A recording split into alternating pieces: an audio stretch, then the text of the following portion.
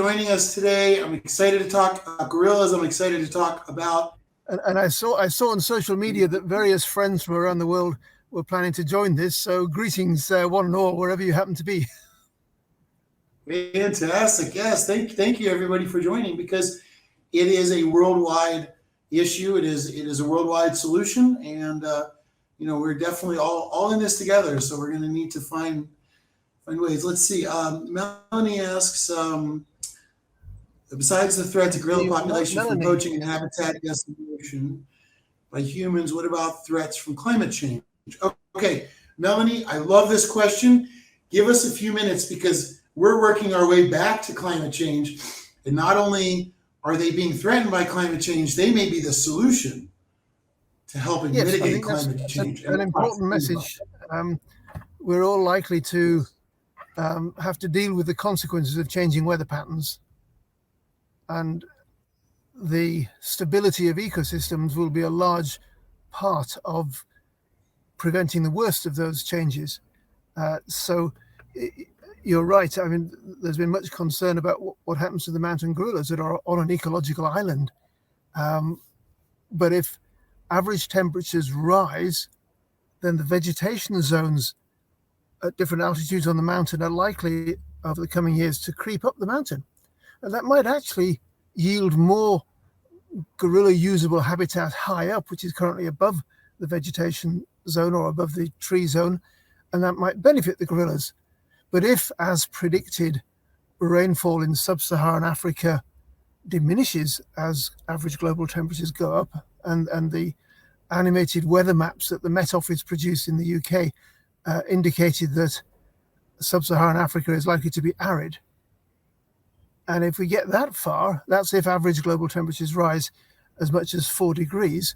If we get that far, then all the forest-dwelling animals are going to be in trouble, because the rainforests can't grow without rain. And although rainforests generate rain, that predicted change in precipitation could be very bad news for all the species, including, of course, gorillas and chimpanzees and bonobos and forest elephants and people, because all the people who live in those forests depend on a stable ecosystem. So that's potentially bad news. But to prevent us getting that far, it is essential that those tropical forest ecosystems, the 3 big blocks in the world, Amazonia, Congo-Guinean forests in Africa, and the Southeast Asian forested islands from Malaya down to New Guinea, those are the 3, well, they've been described as the lungs of the earth, but from a rainfall point of view, they're also the heart of the earth, because the evapotranspiration from those forests puts water vapor into the atmosphere, which is then distributed around the world. And whether you live in Scotland or Nova Scotia or Japan, you're benefiting from the ecosystem services provided by those 3 tropical forest blocks. And the animals that are the gardeners of those forests, primarily the primates, and in Africa and Asia, the elephants, and in Latin America, primates and tapirs and peccaries and other things that eat fruit and disperse seeds. Those animals are central, have to be central to our efforts to stabilize the climate and prevent ecosystem collapse. So yes, you're right that gorillas and other species are likely to suffer if we don't prevent dangerous climate change and we reach ecosystem collapse, but they are also the keys to preventing that. So gorilla conservation suddenly becomes much more important. It's not just because they're our cousins and they share a lot of DNA with us and we find them really interesting, all of which have been perfectly valid reasons to motivate people to protect them, but our own survival and the stability of the climate is now tied into that mix. And some might say that's even more important, an even more important reason to protect gorillas and their forests in the wild. I have to say, though, that as this is a rather captivity-orientated discussion, to my mind, apes and elephants in captivity are unemployed. You know, they are the global gardeners of important ecosystems. And when we take them out of those ecosystems to show our friends and family, what interesting animals they are if they're employed at all, it's as an exhibit. And that's not much of a life for an intelligent social mammal. So I really applaud the efforts of the organizations that are trying to put species back into their natural habitat, where they can play that ecological role and restore those ecosystems. And I feel that the attitude towards the big zoos that spend a huge amount of money and burn a huge amount of energy to keep tropical species in temperate climates, or Arctic species in temperate climates, sometimes Arctic species in tropical climates, and tropical species in Arctic climates.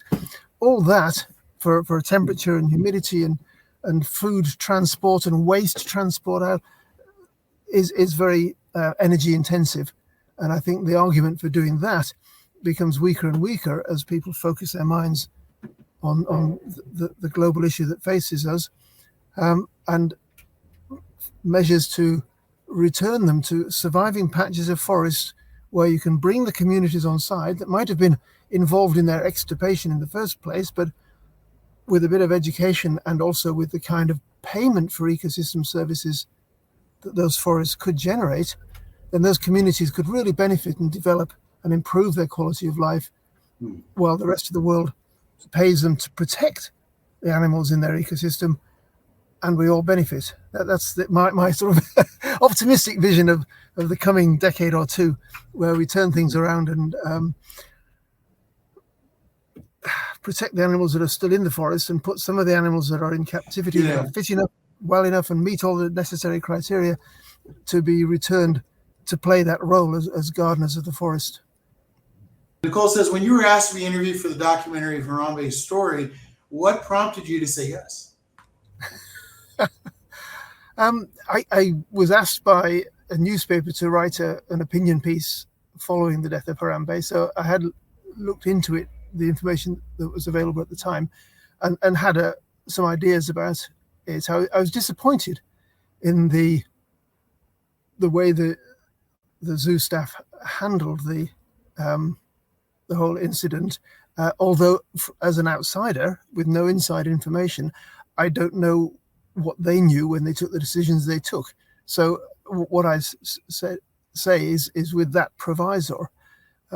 But I think the whole incident raises some serious questions about the ethics of keeping apes in captivity at all, and if we do, how we keep them, and the whole question of having them on public display, especially when there are species like the gorilla that is not very comfortable being out in the open and being stared at, and that they would probably rather be hidden in vegetation and looking out at the public if the public were there, or very little public interaction at all, possibly in a private sanctuary setting, but with CCTV so that the public can watch what's going on without impacting on the animal's behavior.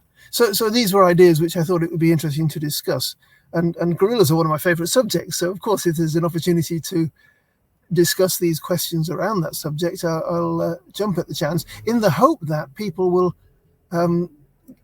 find something useful in me sharing my experiences, and having had this ridiculous good fortune to spend years living in a forest with gorillas before all the tourism, before the masks, before the minimum distance was invented, simply by being there and being accepted by families of gorillas, not because I was feeding them or because I was doing anything for them or to them, just by being there so that they can exercise their curiosity.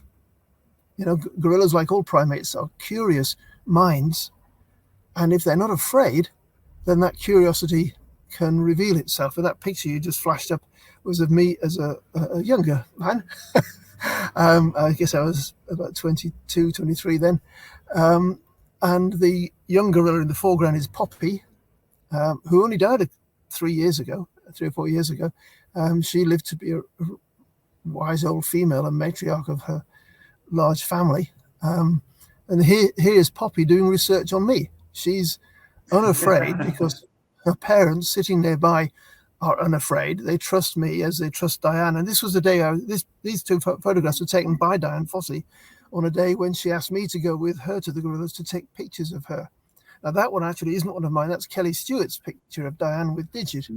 But it shows the kind of trusting relationship between wild, habituated gorillas that have learned that humans who behave in a certain way can be trusted. And I think that sharing of trust is extraordinary. And that's a photograph that needs a little bit of explanation, because that is Pablo. Amazing. And Pablo was a juvenile when I first, an infant turning into a juvenile over the time that I studied him during his childhood. Then I was away for the best part of 10 years with only occasional sightings. And then I came back and he's a young silverback. And he came over and sat next to me and clearly recognized me and invited me to play. And that's against the rules. You're there as an objective observer, not to interact. So he'd actually put his hand on my knee and was sort of tussling. And I was picking his hand up to put it back in his lap. And just for a moment, it looked like we're doing an African handshake. And Lorna Annis, who was the research assistant to whom I'd given my camera, because when he first sat there, I started to groom him because I'm interested in gorilla parasites. And it's very seldom you get a chance to groom a silverback, especially a living, breathing silverback who isn't under anesthetic. So there I'm grooming his shoulder and his hand is on my knee. And he started to indicate that he'd like to play. And because that's against the rules, I stopped grooming him and picked up his hand and put it back. And it was just one of those wonderful occasions, which indicated to me that because I'd known him during his infancy and juvenile years, he recognized and remembered me and came over to reestablish that relationship, that friendship. And that's what you see there. But as I say, this was, that was in, I think, 87. So decades ago, and long before the rules which now apply to minimize risk of droplet transmission of respiratory diseases. Now people going close to apes wear masks, and for all but veterinary interventions, you do your best to maintain a 10-meter distance between the visitors and the apes, both for the apes' safety and the visitors' safety. So I wouldn't want those pictures to be taken out of context. They are historical pictures, and obviously for me they're very special pictures because it reminds me of the fact that some of my friends were gorillas, and although they have now died, because both Pablo and Titus, who are sort of good friends of mine in their infancy, lived to what to a silverback is a reasonable age of 35. They sired lots of children. So when I go to Rwanda now, and I'm going next month to take some donors to the gorilla organization to see the gorillas, I'm seeing the children and grandchildren of the gorillas who were great friends. And they don't know me from Adam, but they do often look like their parents, because with gorillas, as in humans, noses run in the family. Dian had a very strong work ethic, and she would work day and night. Whenever you walked past her cabin, you'd hear click, click, click, click, click, click, click, as she sat with her Olivetti portable typewriter at her desk, typing letters to people all over the world. This was, decades before email and instant means of communication. So the letters she wrote would be put into envelopes, carried down the mountain on the head of a porter, taken to the post office, stamps put on them. And Dian used to have this collection of beautiful wildlife stamps from Rwanda. So you get this brightly colored letter from Africa, knowing that it had been carried out of the forest on the head of a porter, come through the postal service, which usually took a couple of weeks. And then when you replied, your letter is going to follow a similar path back to the post office in what was then called Ruhengeri, is now Musanze, and then carried up the mountain to the corrugated iron cabin in which Dian and her research assistants and visiting academics lived. So that was usually a month round trip if you were prompt in responding. And if you didn't get round to it for a week or two, it meant that communication was quite slow. So Dian was very good at keeping up with her paperwork. And one of the main reasons that she and I fell out from time to time was that I'm not very good at keeping up with my paperwork. And although there's less paper involved, it still involves sitting at a machine typing letters with your fingers that I'm not very good at. But anyway,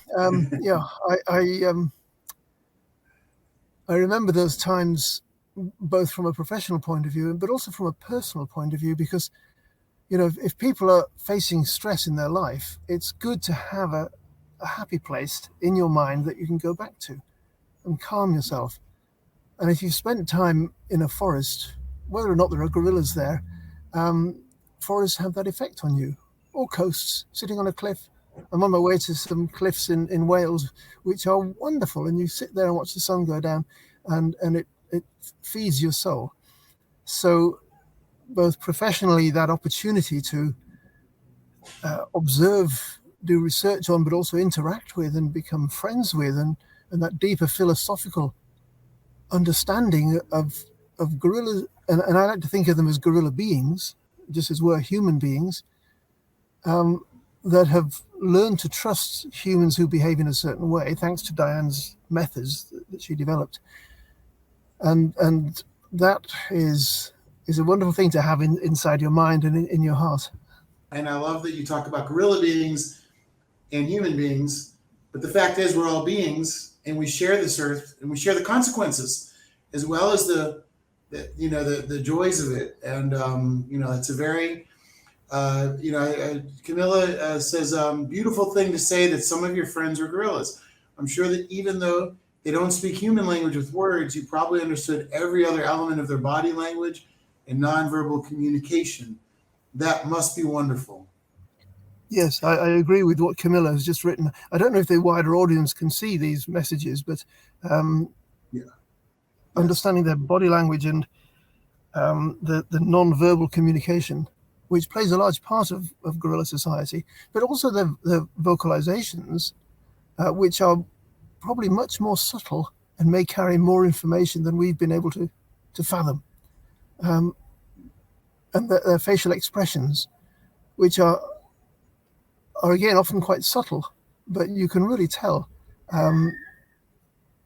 once you get tuned into that gorilla state of being.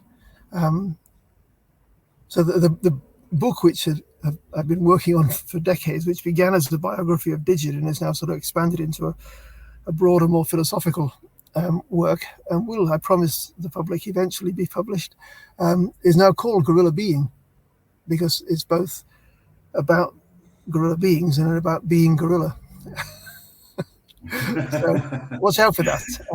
My publishers will be excited when I do eventually finish it, and hopefully so will some of the people on this call. I'll bet you everybody's already writing it down to make sure that they get a copy. Yeah, well, it almost got published, and it actually went into a coming soon list. So sometimes you find it on the internet as being for sale, but it's not quite finished yet. So you know what I said about not being very good at keeping up with my paperwork? This is the biggest example of my life. Anyway, let's talk about Harambe. So you've made a movie. Tell us about it. I was going to say, well, yeah, we'll work our way. I was actually going to get right back to that, because there's a great question somebody asked here regarding Harambe. And real quick, Vicky Palmer says, CCTV sounds the best for gorillas and not having to be bothered by humans, some of whom don't have common sense. I would say, Vicky, probably maybe more than less, unfortunately, sometimes. Yes, or their common sense is based around human behavior, and they're not tuned into gorilla behavior. So let's not be too rude about. I know some people are very rude about members of the public who behave in ways that are inappropriate for another species, but they haven't had the benefit of interspecies communication lessons, and wouldn't it be wonderful if zoos, if they're keeping animals in captivity, could be better at introducing the public to those methods?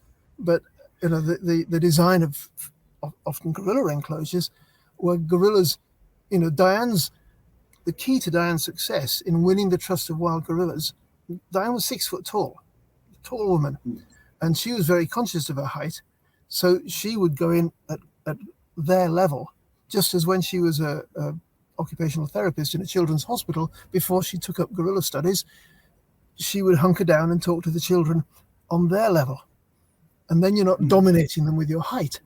And I think that sort of predisposed Dian to win the trust of gorillas.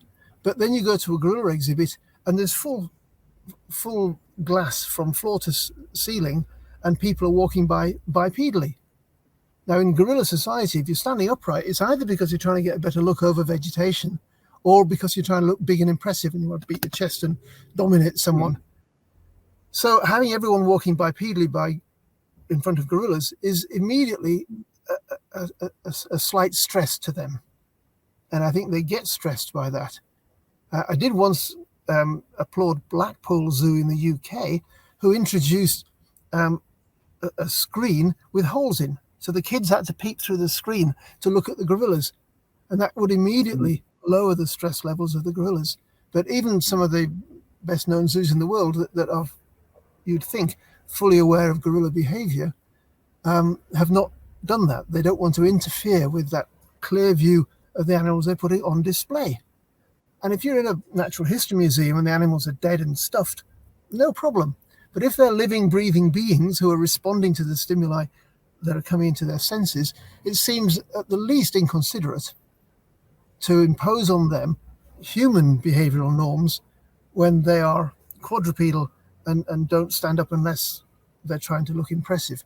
So constantly there's all these bipedal people towering over them. And when people do hunker down and squat, often you see these videos of gorillas. I was recently interviewed about the story of zoos asking public not to show them pictures on their smartphone. And that's, in one sense, such a shame, because the gorillas are clearly interested, and the human-gorilla interaction, the gorillas are looking as much into the eyes of the human as they are at the smartphone from the videos I've seen. And I think, well, that's really interesting interspecies communication. But if there's only one place you can do that, and there's 10 or several gorillas in the enclosure, and they all want to get there, then it can cause tensions, because only the dominant individual is going to spend the time there. And when introducing environmental enrichment, I reckon that you should use the N+1 rule, where N is the number of animals in the enclosure, and the number of enrichment devices should be N+1, so that there's always the opportunity for the less dominant, submissive, younger individuals to have whatever the enrichment is. But I can't see zoos redesigning their enclosures so that there's more spaces for the public to interact like that. And that's partly because of the expense and the practical difficulty. But also, I think the more people who had that one-on-one interaction and realize that this is a gorilla being with a mind, and when you exchange a glance with that mind, there's someone in there. And if they're not afraid and they're not stressed, they're going to look right back and be curious about you. And once you have that sort of understanding of who it is you're observing, you're going to start questioning, well, is it ethically acceptable to keep non-human beings behind glass on display for us to go and show our kids? It's a big question, and I think it's one that increasingly the zoo industry, and it is an industry, it's a huge entertainment industry that entertains millions of people every year. We all recognize that. But to me, the price paid by those animals, particularly the intelligent animals whose sort of cognitive abilities mean that they're going to be bored. They're going to be living a life of, I would say, social and sensory deprivation. Even with the best will in the world, and I know that many keepers spend their lives trying to make the life of the animals under their care better, but how can they do that if every evening those gorillas go into basically a concrete and steel dungeon, and only in the daytime are they let out into, and only when it's convenient for the humans? So they don't have that autonomy, that freedom of choice. And that's a real problem with institutionalized beings, whether they're human beings, as we used to see in mental hospitals, and people were locked up for life and they just sit and rock because they got nothing in their life that they have any control over other than their immediate bodily movements. And the boredom and the lack of autonomy is very destructive to an intelligent mind. And I think that's the case whether it's an elephant mind or a whale or dolphin mind or an ape, a non-human ape mind. There's a question here or a comment from Barbara Lovett. Hello, Barbara. I found that most zoos only care about profit, which actually a lot of zoos don't make profit. They depend on grants from local authorities, but which doesn't take any behavioral or physical needs much into account. It's unfortunate and unnecessary. Well, I'm inclined to agree, but I do want to, the world is full of people who care about animals and people just not interested. And if the people who care about animals divide themselves into subgroups of the pro and anti-zoo divisions, that's not good for the animals. So I'd rather work with them, and as long as we have animals under human care, do our utmost to improve their conditions. And that might mean changing the nature of zoos so that they are more like sanctuaries where animals have privacy and autonomy, and the human experience is different, but it might still be a focus of study and interest to people. And as more and more people find out about the world through the thing in the palm of their hand, and if you're watching animal behavior, you can just as easily watch it in the natural habitat rather than in captivity.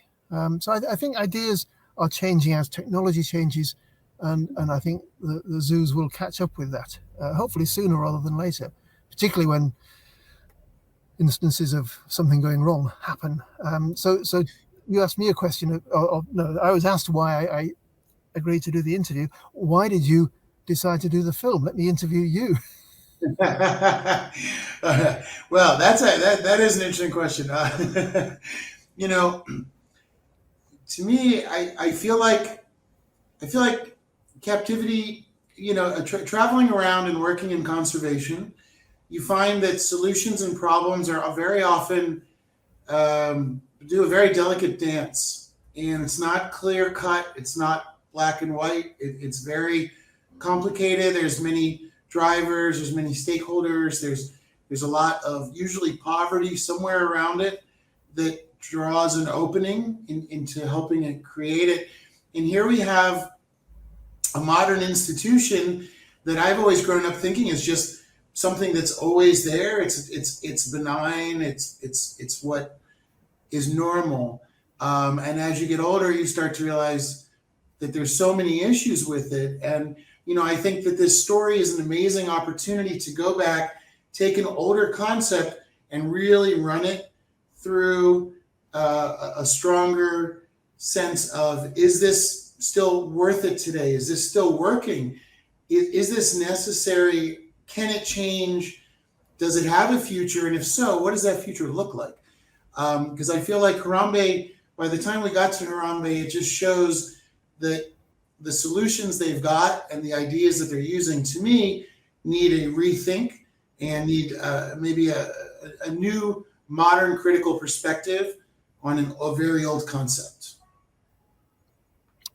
Yes. Well, it is a big issue, and we have seen through the power of film in the example of Blackfish, opening people's eyes to the reality behind captive cetaceans, in particular orcas, killer whales. And that, I think, opened many people's eyes to that. So I really hope that Harambe is going to do the same for apes, and that other films, I know I'm part of the EcoFlix TV channel, which is a non-profit streaming platform and TV channel that raises money and helps organizations around the world.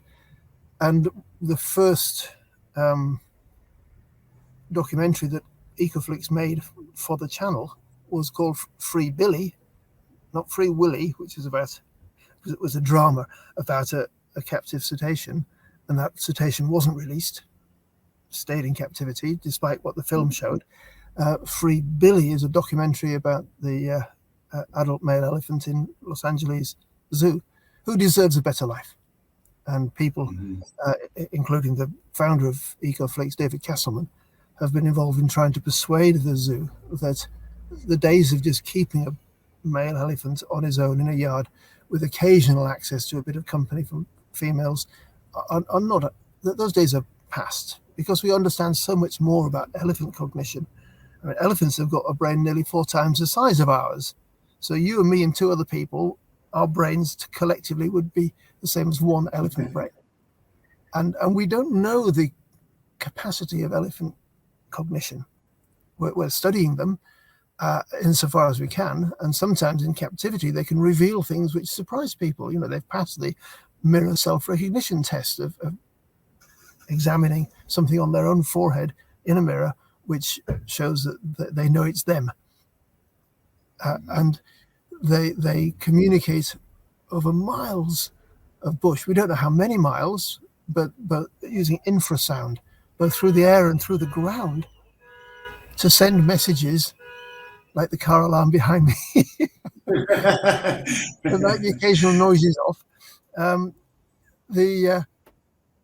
That whole question of elephant society, multi-tiered, multi-generational, complex relationships between elephant beings that might not see each other for months, but they might be in touch with each other with what you might call long-distance trunk calls that rumble out across the savannah or through the forest to say, I'm over here, and possibly, and where are you? And, we don't know, again, what information is transmitted back and forth, but it's probably more than we suspect. And yet we keep them in a yard, perhaps out of earshot of any other elephant. That's the most chilling prospect. Or 3 other elephants that they might not be related to or particularly like. And that's the only company. And for male elephants, because of the difficulty of keeping them when they're in must, this period of heightened aggression and sexual activity, they're traditionally they're chained to the ground in must until they go out of condition, and they're more tractable. So many things I think have to change now that our comprehension of these non-human beings has reached the point that it has. But of course, there are vested interests, particularly with elephants and with apes, who are tourist attractions. And it's ridiculous. In the UK, the traffic sign for a zoo is not the word zoo, which is the same in every language in the world. So you don't really need a symbol. It's usually an elephant. Even zoos that don't have zoos now, the symbol for a zoo is an elephant. And that has to change. There's no doubt about it. The Born Free Foundation in the UK has a campaign to make the UK elephant free. There are other people trying to establish sanctuaries in the UK and in Europe so that if there are elephants in the UK, they're not living alone or being chained or having to perform or just be on show for people. So we could give them a better life even without returning to the wild. But given that elephant numbers in both Asia and Africa are down by 90-something%, probably 95%, that's 95% shortage of gardeners of the forest and savannah. If you've got a factory that employs 1,000 people, your turnover is going to be significantly reduced if you get rid of 950 of them.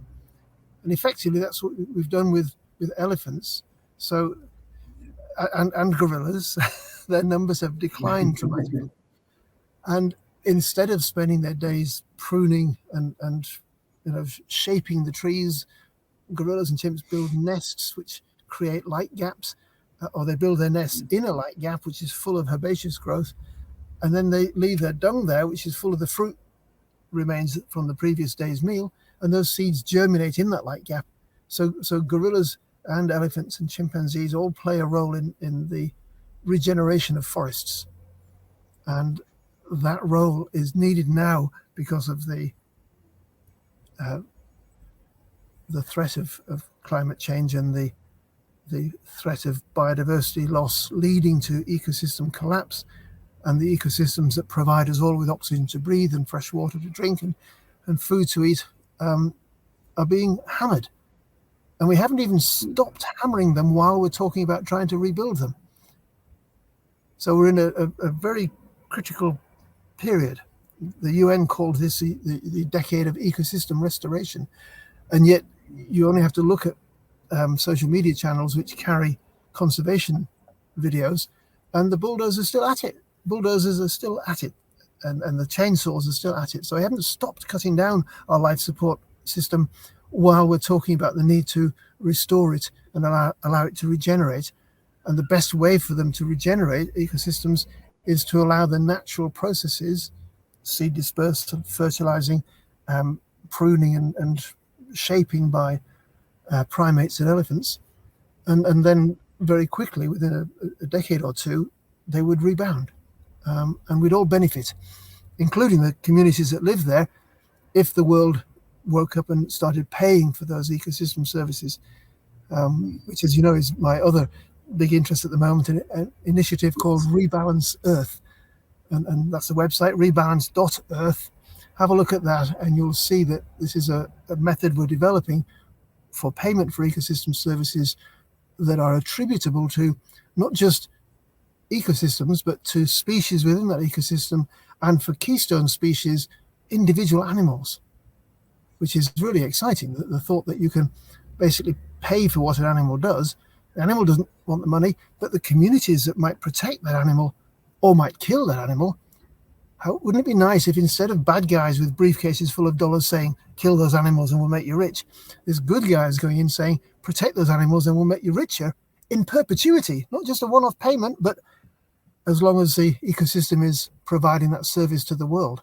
That's the world I want to build for our children and grandchildren. It's a very complicated topic. We found it very difficult making the movie. No zoos or zookeepers would really speak to us. I feel like this is a topic they don't want to talk about, but I think it's important that they come to the table and talk about this topic, because is and how can they move forward? Is it possible that they can be part of saving the gorillas and saving the planet? Now, one of the important things you spoke about is it's important that they go back into nature, and literally by us doing nothing, just letting them be as intended, we can mitigate a lot of climate change. So that's one issue with captivity that we need to sort of get worked out. But one of the main arguments is usually education and ambassadorship of some sort. Oh, they're going to go to the zoo, they're going to love the animals, and that's going to change the world.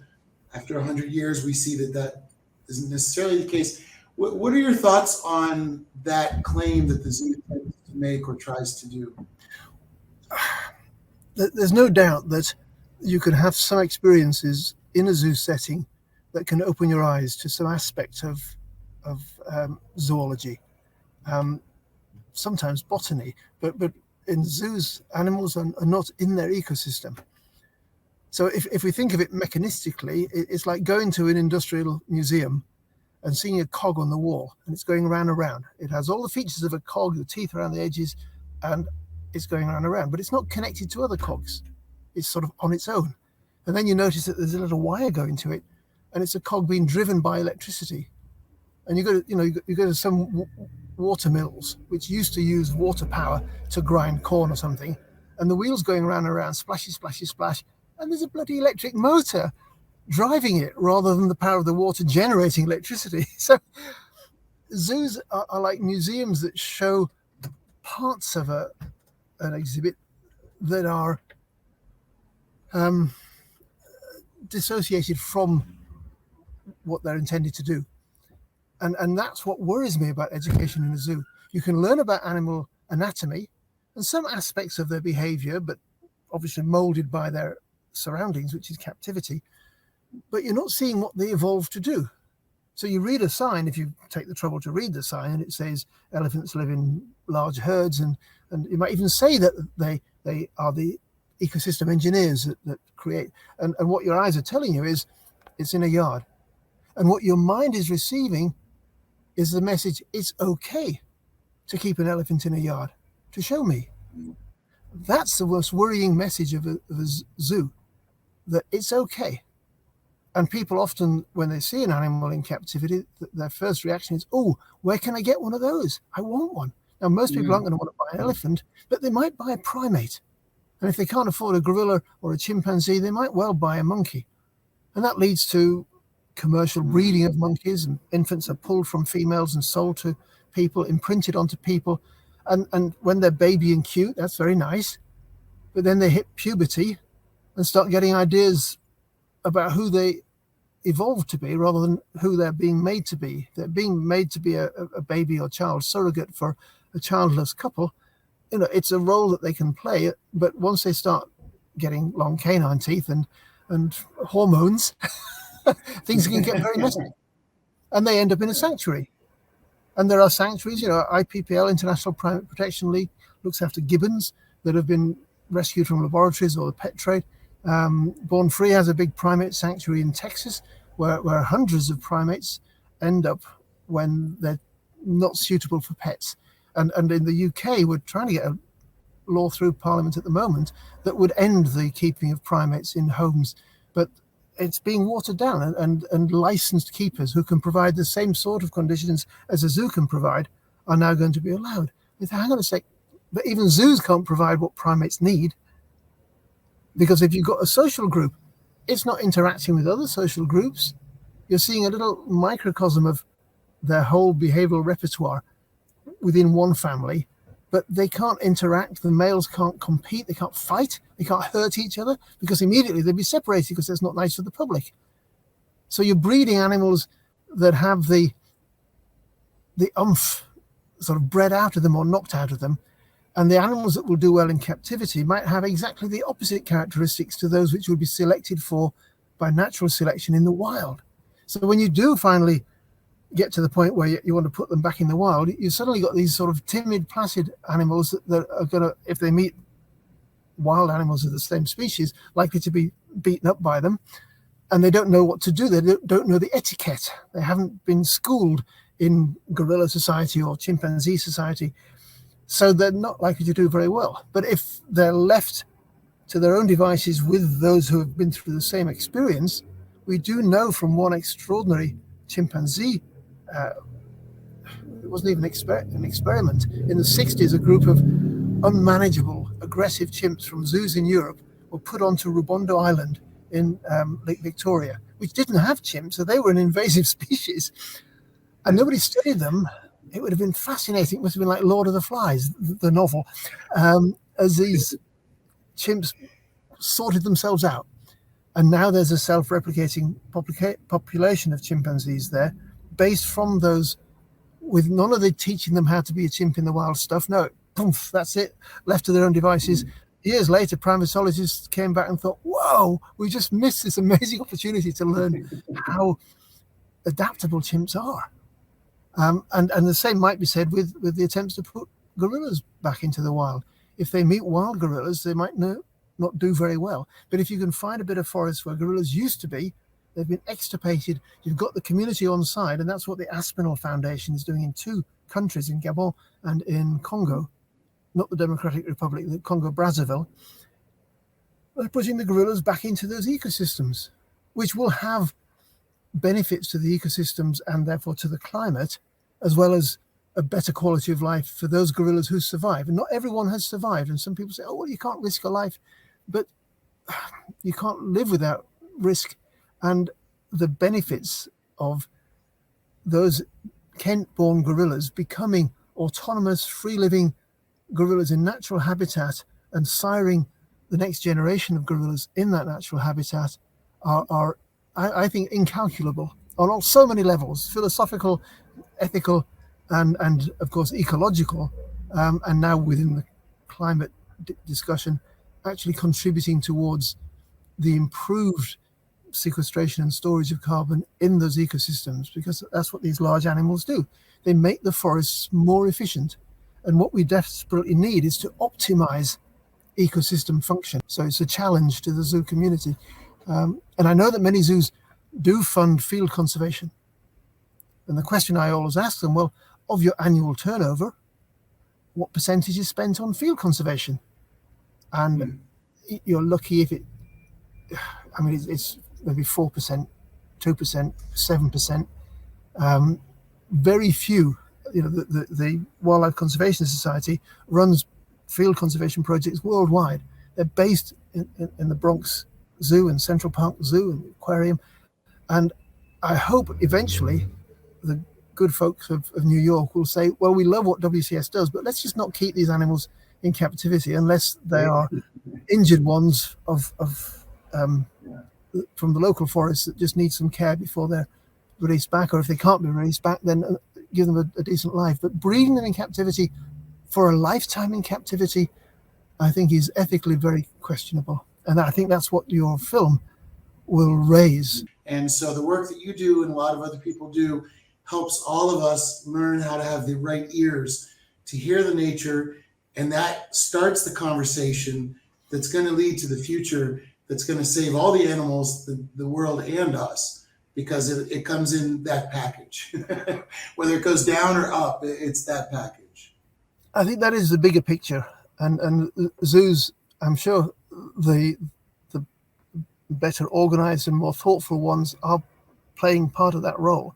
They just have to lose the idea that the center of excellence for playing that role doesn't have to keep captive animals. Or if it does keep them captive, it's in a sanctuary setting where you're looking after the animal and it's for the animal's benefit, not necessarily for the human's benefit. But I know we're down to 5 minutes already. Yes, we're towards the end. And Gary is saying, we talk about the dangers facing gorillas living in the wild, why they are critically endangered, except in protected areas like the ones at the Astronaut Foundation, but also all the other. There are, I don't know offhand how many protected areas there are in the 10 countries that have gorillas, but there are more Western lowland gorillas living outside of national parks and protected areas than there are living in them. And so there you have to work with the timber companies. And it turns out that under the Forest Stewardship Council rules, and companies that abide by those rules and get the FSC logo to show that their wood products are certified, the biodiversity in those logging concessions is higher than when they're just logged without care. So it is possible even to exploit a forest outside of protected areas and still have it habitat for gorillas. That's very encouraging, because obviously we want we can't just limit it to protected areas. In most countries in the world, that's less than 15% of the surface area of the country. Some of them is getting up to 20, and there is, of course, this big move to get to 30% by 2030, which was agreed at the CBD, the Convention on Biodiversity, meeting last year. So if we get to 30%, that still means that 70% is gone. And if these forests are the life support system of the planet, do we really want to turn the life support down to 30%, or as it is now, less than 15%? It's not enough. So we have to think, well, what's happening to the land between the protected areas? Is there a way we can manage that for people, but in a way that is compatible with the gorilla's survival? The first thing we've got to do, of course, is to address this whole cultural thing of some tribes in Africa regard gorillas as special animals that have either medicinal or magical or just power. And so powerful men, usually, not women, like to eat gorilla meat. And if a chief is hosting chiefs from neighboring villages with the same custom, it would be rude not to serve them gorilla. They would lose face. One thing that humans don't like to do is to lose face. So we have to change those cultures, think of something that's more powerful, and make that the symbol of power, or become like many of the Maasai in East Africa, who used to kill a lion to prove their manhood. Now they've become lion guardians, and they prove their manhood by not killing the lions, but they're still on foot on the savannah with their spear with lions around them. So they're showing courage, but it doesn't involve killing lions. And maybe the same thing, we can turn that culture, just tweak it slightly so that the gorilla's strength is respected and their power, but our gorillas are safe. And if the world was paying for the ecosystem services attributable to those gorillas, just in terms of biomass, it's been calculated that each forest elephant does work over the course of his or her life that would be valued at about $2 million, just from the carbon, never mind the other ecosystem services. And one elephant, in terms of biomass, equals roughly 20, 25 gorillas, depends on the size of the gorillas and the size of the elephant. Forest elephants are smaller than savanna elephants. So you can work it out roughly. And so if a group of gorillas was going to bring in a couple of $1 million over the lifetime of the individuals, that would change people's attitudes. Instead of someone paying me a few $100s for a baby gorilla to try and sell it to the illegal wildlife trade, they're going to pay me every time I confirm that these gorillas are alive and well, or these elephants are alive and well. Then the world will pay us. That's the new concept. So that we hope is going to tackle the problem of poaching, both direct poaching for gorillas, but even where gorillas aren't hunted. In many parts of Africa, people would no more eat a gorilla than we would, because their culture is not to eat primates, because they got fingers and they're kind of seen as the cousins in the forest. But in those places, if hunters are going to the forest, often they set snares. The snares are indiscriminate, so they can catch a baby ape or even catch a couple of fingers of an adult ape. And then those fingers, if they've got a wire tourniquet around them, will rot off. And if gangrene sets in, the animal will die. And if it doesn't, then they'll lose the fingers or the wrist. And that's a real threat that apes face in the wild. And we can stop that by providing better sources of protein. You know, there's a little NGO in Eastern Congo called the Poli Poli Foundation, or Popoff. Poli Poli is Swahili for slowly, because the founder, John Kahekwa, knew it was going to take a long time. So he called it the Slowly Foundation. And slowly, he's built a school, one classroom at a time, and then it got to secondary level, and then it got to tertiary level. He's got a college, and he's teaching people how to farm fish and how to grow crops, and has a tree nursery, so they're not dependent on the forest where the eastern lowland gorillas live in Kahuzi-Biega National Park. And those solutions are usually funded by charitable giving. You know, the gorilla organization, the Gorilla Foundation, and some zoos that are funding those, like WCS, which funds projects to help communities not be dependent on the forest or the wildlife in the forest. But if instead of philanthropy, we had a commercial transaction, we want to pay you for the ecosystem services that your ecosystem provides to the world, and we'll do that on a measured and verified basis in perpetuity. So again, it's not, here's a quick buck to buy a baby gorilla, or some meat, or some ivory, or some timber. It's protect the ecosystem. It is a life support for all of us, and we will pay you for that. Not as a charitable donation, but as part of what you buy. So when you buy a laptop or a bottle of wine or a loaf of bread, the company that produces it should have balanced its ecological footprint by paying for ecosystems to be protected. And that is the Rebalance the Earth model, but other people are working on other systems to try and get some sort of biodiversity credit so that we stop the loss of biodiversity and we restore the function of the ecosystems and stabilize not just the climate, but all the cycles, the carbon cycle, the water cycle, the phosphorus cycle, all the cycles of nature that keep the biosphere healthy need to be allowed to do their thing as they've evolved over billions of years. And a couple of hundred years of industrial revolution, which has kind of knocked things out of kilter, can be restored in the coming decades if we put our minds to it. And that might seem a long way from zoo authorities concerned about the welfare of a child that was in a gorilla exhibit and killing the gorilla. But let's use that shocking incident to rethink some of these bigger picture things and start doing what the UN wants us to do, restoring ecosystems, and what most naturalists want us to do. Let's get in touch with our inner naturalist so that we can be wowed by the wonders of nature, whether it's in a window box on your sill on the 22nd floor of a block of flats, or whether you're lucky enough to live in a rural area and see nature in its abundance. But that's the word that you so seldom see. You know, whenever explorers got to new places where there weren't many humans, there was an abundance of fish, of birds, of animals, of mammals, and we need to restore that abundance, because with that abundance comes enhanced ecosystem function. Okay, I'm going to have to go now. You said this was an hour. We've occupied our Ian, hour. Thank you so much. I'm sorry, I could talk to you for hours and days. Thank you for joining us today. Really, really appreciate you coming in and being part of the documentary. Very excited to share your interview and to share more of your story and to share Harambe's story September 24th. Thanks for being with us, Ian. And I won't be at all offended if after the event you insert a backdrop of gorillas or something behind me, as you can do these days. Apologize. It was my intention to be somewhere where I could be, but we're not on Zoom. My Zoom has animal pictures as back.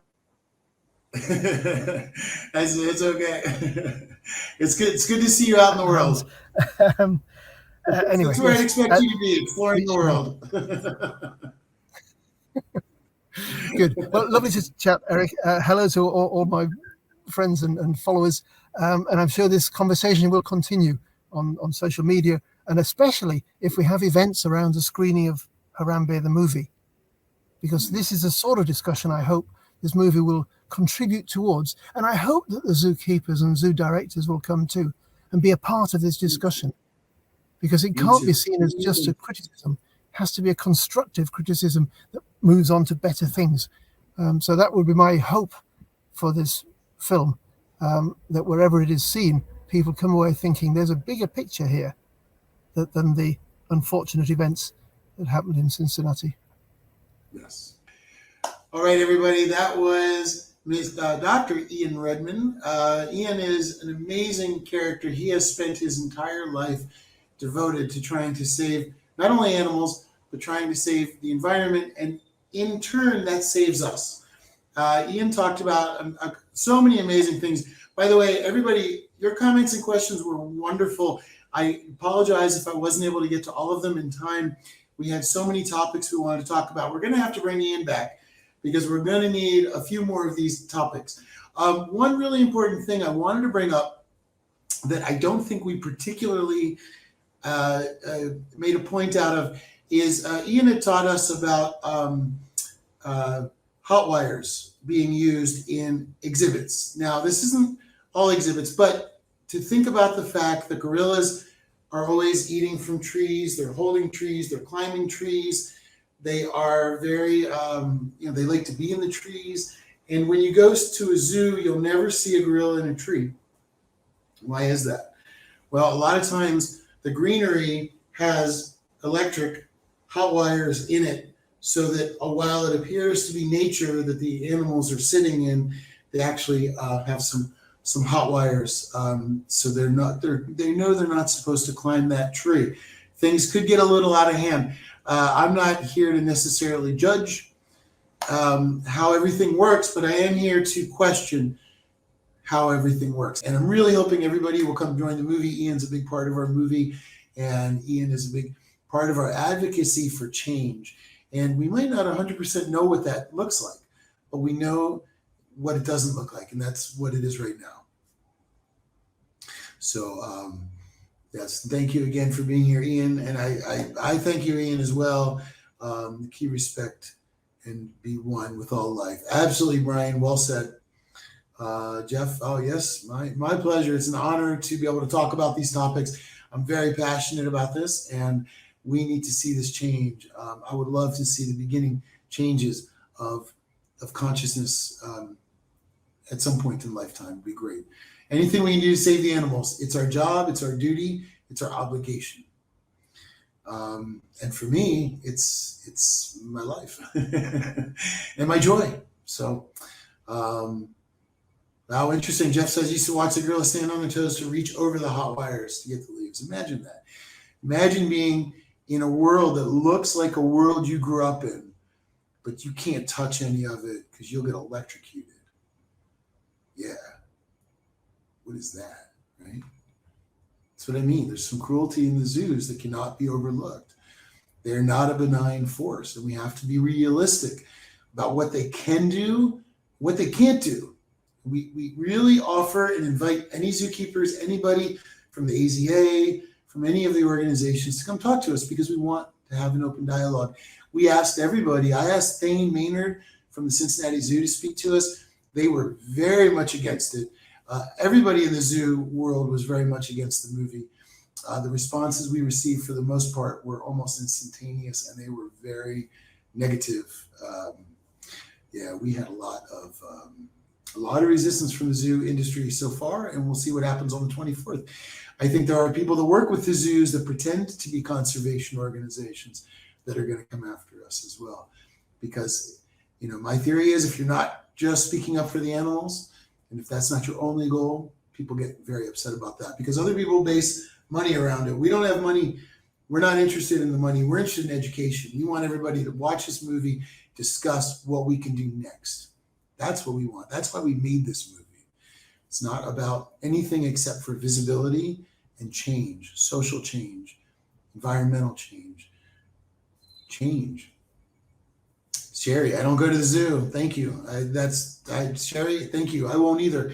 They're depressing. And at the moment, they are a dysfunctional model that does more harm than good. We'll get into that a little bit more too. Let's see. Melanie, thank you for joining us tonight. Really great to have you in the conversations. Great questions. Look forward to having you on our future podcasts and talking to you more. Yes, and I can't wait for you to see the movie, and I want to hear what you think about it. So make sure to reach out to us and let us know. Yes, really amazing discussion. Great to get to talk to Ian. Where's the parents, says Brian. Great question, Brian. That is a question we explore in the movie. I don't want to give away too much, but I'm really curious to see what everybody thinks once that part of the movie comes out as well. And Sherry, come to Cincinnati. We'd love to see you up there. I knew Sherry back working on phosphate. So Sherry and I have been friends for quite a while. Now Sierra says, don't buy a ticket. She doesn't mean to our movie. She means to the zoo. I know you guys already knew that. But yes, I agree. That is our number one thing. And I echo what Sierra says. I think she's 100% on. Don't buy a ticket. Just don't buy a ticket. Don't support captivity if you don't wholeheartedly believe in everything they're doing. If you think and you critically analyze and you think that everything's okay, that's different. But we say don't buy a ticket. Don't continue. We don't need it. We don't need it. Captivity is an outdated concept. We just don't need it. There's nothing captivity can offer us that National Geographic Channel can, in my perspective. Here we go. And yes, Elizabeth, thank you for being with us. And Sierra, the Harambe movie, that's our website for the movie. You can go there and get all of our updates. We have an email list. Jump on there. Just keep up with us because we're probably going to get in trouble once we start talking about zoos. Our platforms don't like it when we start talking about controversial topics, as we learned with our first movie, Phosphate. So anyway, I wanted to thank everybody for being here. If you live in Florida, by the way, go to check out the Rights of Nature because there's a lot of movements to try to protect our Earth. We're all in one big army together. We want to save the Earth for generations to come. We want to save the animals for generations to come. We all want the same thing. And thank you, everybody, for being here, unifying with us, talking about Harambe's unfortunate, tragic life, tragic death. We need to make something out of that. He can't just be a meme and it all goes away. We need to hold on to that. Harambe, what does it mean? Does anybody know? You can put it in the comments. Harambe means pulling together, coming together, thinking about the community over yourself. It's something Dan von Koppenel named Harambe intentionally for. What better legacy and spirit could we continue than to work together for the good of all?